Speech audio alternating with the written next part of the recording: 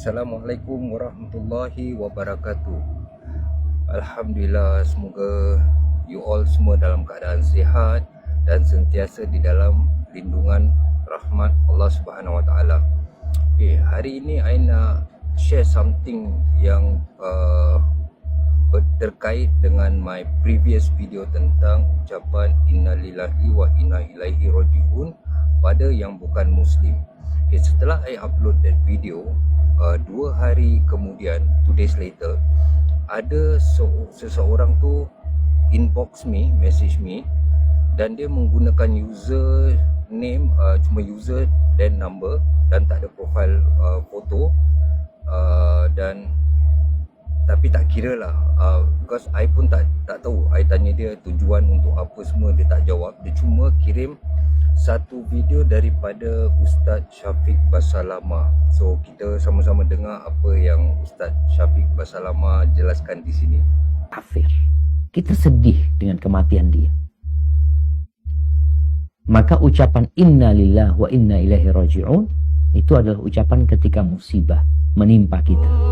Tapi kalau ternyata yang meninggal dunia ini adalah orang non-muslim yang memiliki track record jahat, suka mengganggu, keberadaan dia itu benar-benar bencana, seharusnya kita itu alhamdulillah.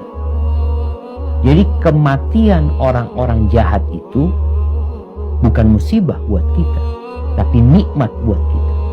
Tapi kalau kondisinya ada yang memang musibah, artinya kita, ya Allah kasihan fulan mati kafir, Allah ya, itu nggak ada masalah kita mengatakan innalillahi wa inna ilaihi raji'un. Tapi sekali lagi, kalau yang meninggal itu adalah orang jahat, walaupun dia muslim, jangan bicara orang kafir ya, orang muslim, dia suka mengganggu, kematian dia adalah nikmat buat kita, maka kita katakan alhamdulillah atas nikmat yang Allah berikan kepada kita dengan matinya orang-orang jahat tersebut. Alhamdulillah kita dah sama-sama dengar.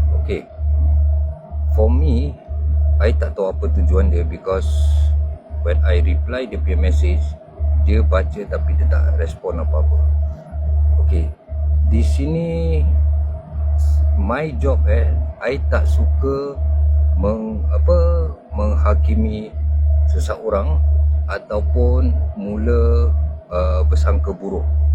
Jadi pada my pendapat sendiri lah, my pandangan sendiri, mungkin I salah. Cuma ada dua yang I nampak. Yang pertama, kemungkinan ini video yang dibuat oleh AI menggunakan Ustaz Syafiq Basalama menjelaskan. Tapi kalau bukan AI atau bukan menggunakan komputer, saya rasa ini adalah satu kesilapan daripada Ustaz Syafiq Basalama untuk menjelaskan tentang ucapan innalillah pada yang bukan Muslim. Seperti kita tahu, perkataan atau ucapan innalillah bukan mendoakan, tapi sesuatu musibah yang terjadi.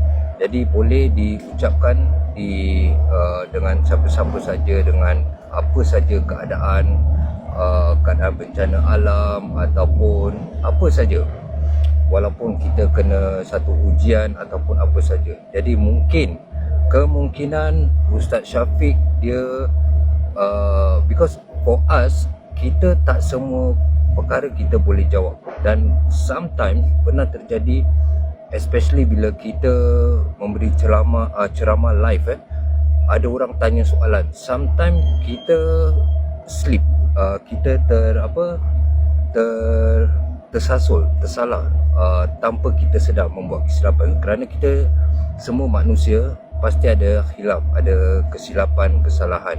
Jadi daripada video ini, I hope tak ada orang yang nak viralkan tentang Ustaz Syafiq Basalama, kerana saya yakin dia tidak bermaksud mengatakan seperti kita harus ucap alhamdulillah.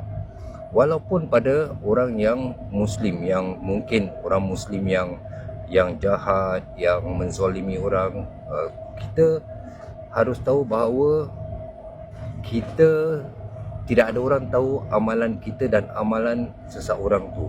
Mungkin daripada zahir kita nampak orang tu jahat, tapi kita tidak tahu amalan dia yang dia lakukan tanpa kita nampak. Mungkin orang ni kita nampak jahat, menzalimi orang, pemabuk, dia tidak solat, tapi mungkin dia ada satu kebiasaan, dia suka beri binatang-binatang makan seperti kucing, ataupun mungkin dia suka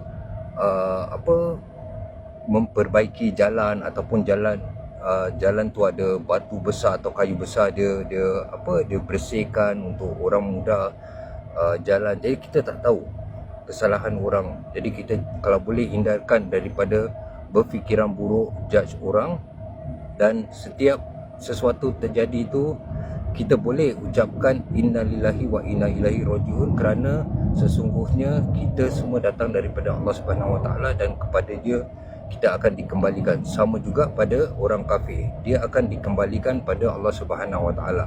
So I hope sesiapa yang dah nampak video ni tentang apa yang Ustaz Syafiq Basalama jelaskan, tolong jangan diviralkan lagi, because kita tak tahu, mungkin ada orang ada sifat hasad, ada masalah, atau dia benci, jadi dia mungkin dia gunakan komputer untuk memfitnah Ustaz Syafiq Basalama.